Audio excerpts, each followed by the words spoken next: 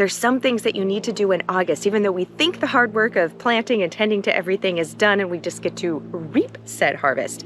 There are some things that you should do in August to ensure you're getting maximum production and reducing disease in the garden. One of the things that we battle with here is typically having a lot of rainfall, and so we have a lot of fungal disease issues, especially powdery and downy mildew on our squash plants. So the absolute best thing that I have found to combat that without having to spray all the time is to grow things vertically when possible and increase airflow.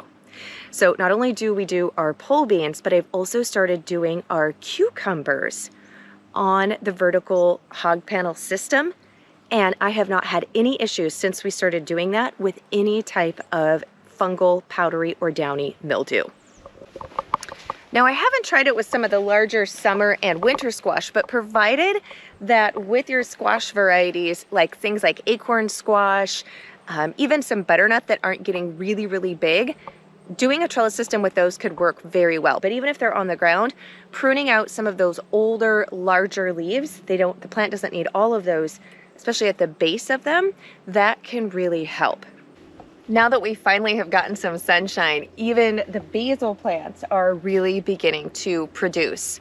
So in order to ensure that my basil continues to produce right up until the harvest, we want to make sure that they are not flowering and that we are pinching them back so that we get a lot more massive growth.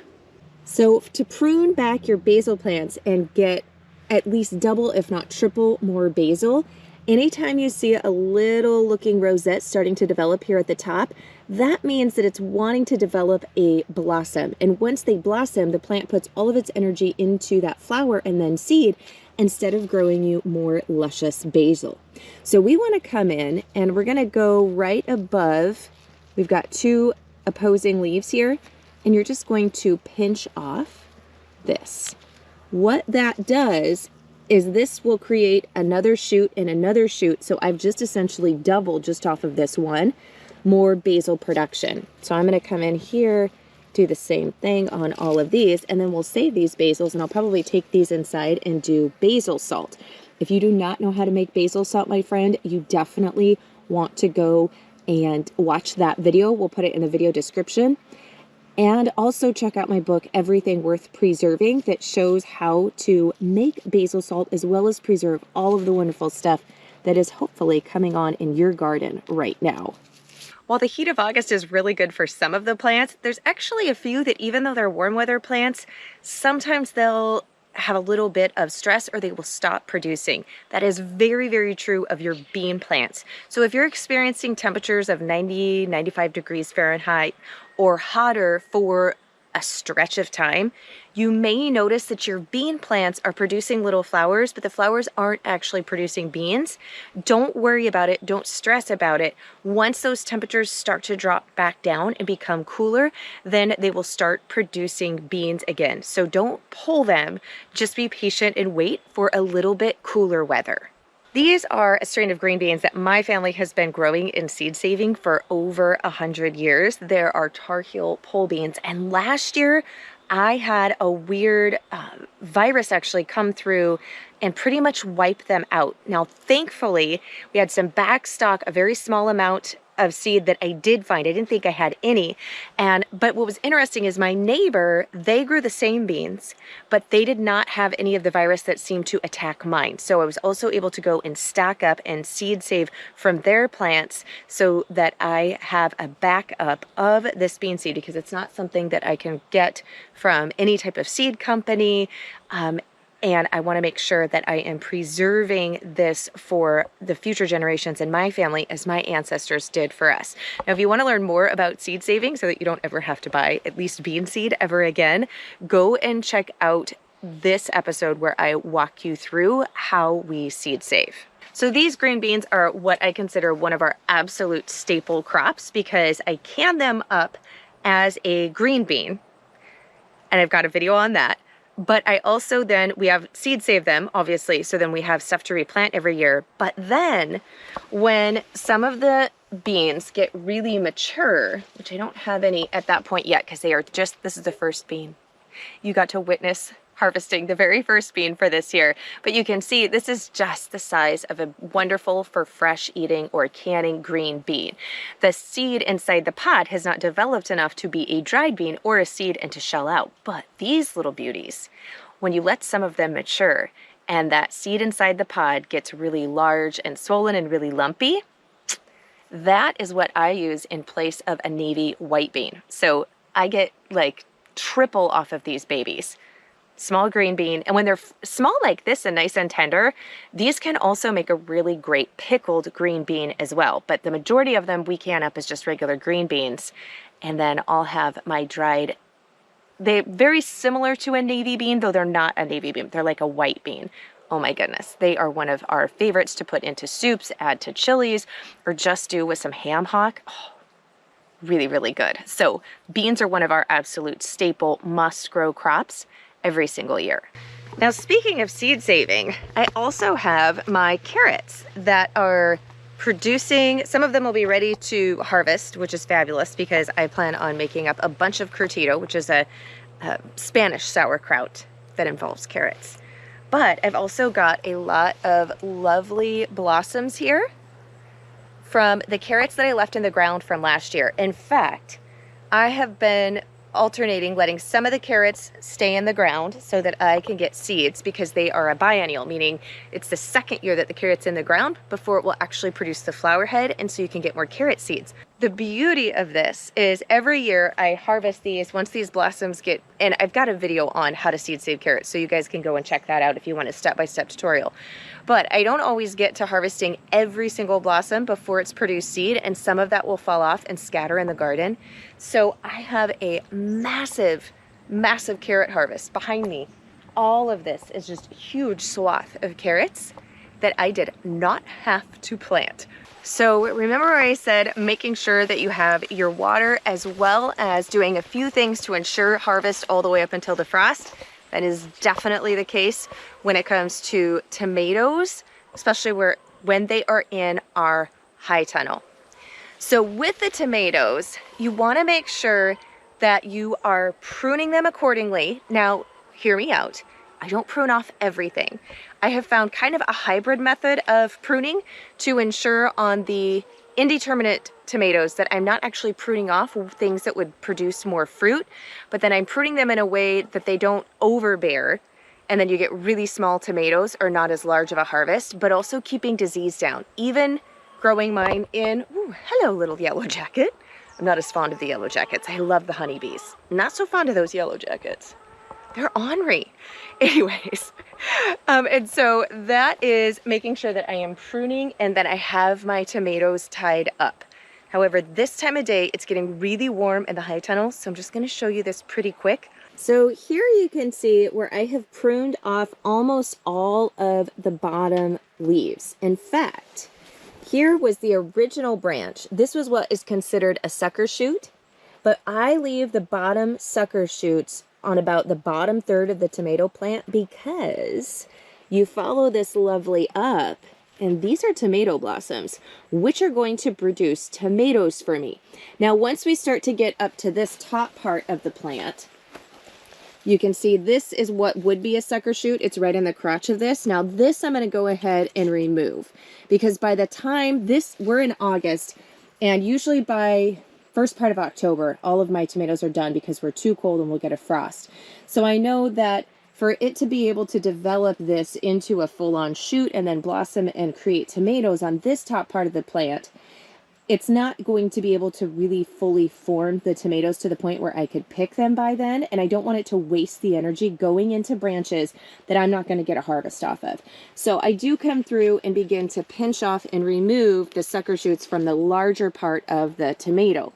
But by letting these bottom ones form, I've already got, look at these, we've already got tomatoes here that'll be very close. They're just starting to turn color a little bit. I'll let them develop just a little bit further on the vine. Also, making sure that you've got these pruned back like this encourages lots of airflow, because we really want to avoid any type of fungal disease, especially blight, with our tomato plants. But watering is really essential, because blossom end rot, which I don't have any right now, Oh, I do. I lied. Look at that. Okay. This, my friends, is blossom end rot. So what that is, you see where this is starting to rot here on the bottom of this, where the blossom was, hence the name blossom end rot. So I know that I've got ample calcium in my soil. However, I didn't realize that we had had some issues with our soaker hose. We just got them repaired. So I was watering, but I had a leak in one of the soaker hoses and all of the water was going out in one area. And so I wasn't getting good drip evenly to all of the plants. And this is one of the ones that suffered the most. So this tomato is no good. I can go ahead and just take that and get rid of it because it's going to just continue to rot from the inside out. But the rest of them, they look good. So it looks like this was the only casualty. So tomatoes, if they don't have enough calcium in the soil, they will develop blossom end rot. It can be a calcium deficiency. Usually, though, it's a watering deficiency where there is calcium in the soil, but the plant is not being watered in a way that it can actually draw up the calcium through the roots and put it into the plant. And that was the case here. So one of the ways you want to make sure you're deep watering your tomatoes and not just doing a lot of surface watering, because then the water never gets down deep enough to where the roots are. Tomatoes are a very, very deep-rooted plant. So I come in and this is where I will check to know when do I need to water. So I will put my finger down in the soil. So I know because this is pretty dry and I'm down all the way there. See, it's not really, I should be pulling up a little bit of moist dirt here and I'm not. So I need to turn the soaker hoses on, get this really well watered, and make sure that I'm checking this so that it always has ample moisture down low, but the top level is drying out. And that is how I can prevent any more blossom rot end from happening. So the onion harvest is going pretty well. It's a little bit later in the season. Usually by the first part of August, we would already be harvesting the onions, but they are not falling over yet. So that is one of your tips with your onions. When at least 50% of them, the tops are starting to fall over, that's an indication that they are going to be ready to pull and harvest. However, I only have one that has fallen over. And when I go in and pull back the straw mulch that we have on them, I can see that the bulb size, they need to continue growing. They're not as large yet. So I have a feeling everything seems to be about 3 to 4 weeks late in the garden. So I have a feeling that I won't be pulling these until the end of August. But I should still have enough warm weather to cure these fully so that they'll store all the way throughout the year.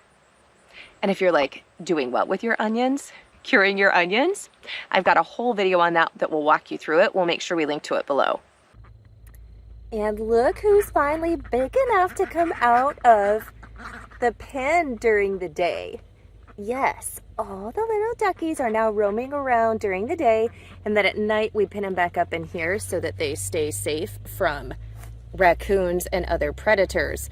And I have to say, even here with us not having a lot of sun, this is the Premier 1 netting running off a solar panel. It has performed wonderfully. One of the last things that we need to do in August is summer pruning of the fruit trees. Now, in my climate, summer pruning has made all the difference in the health of my trees, and I have literally tripled the harvest by doing summer pruning.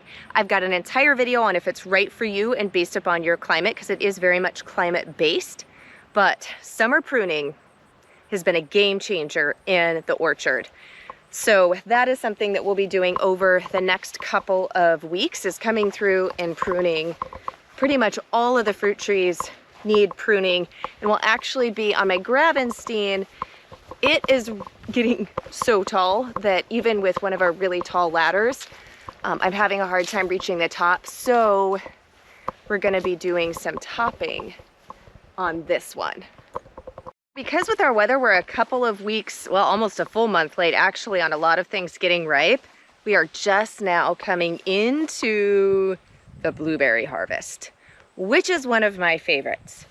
And one of the ways that you can tell quickly if a blueberry is ripe is just pick one, and then right where it's attached at the stem, it should be blue all the way to there. If that is the case, then it is perfectly ripe, and those are the ones you want to pick.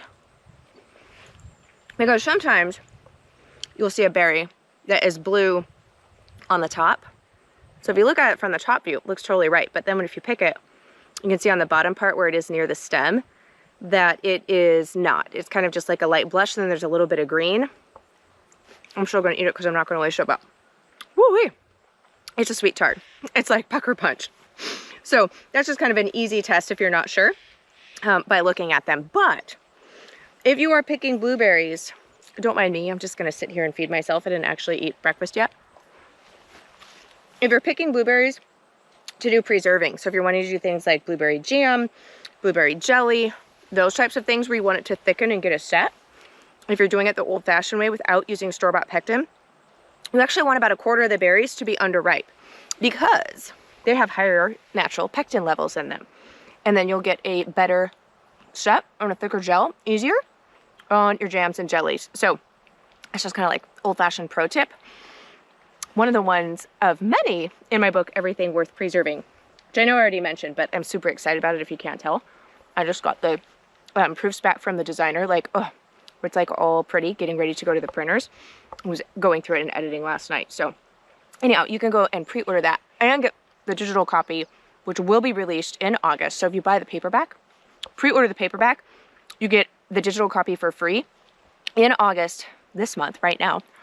And then, we'll be by the end of August because we're just finishing that up. But you'll get that in August.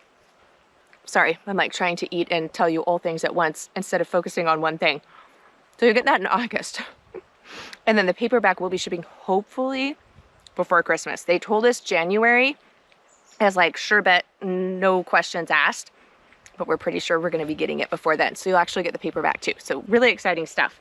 But if you are wanting, so August is like one of the biggest harvest months.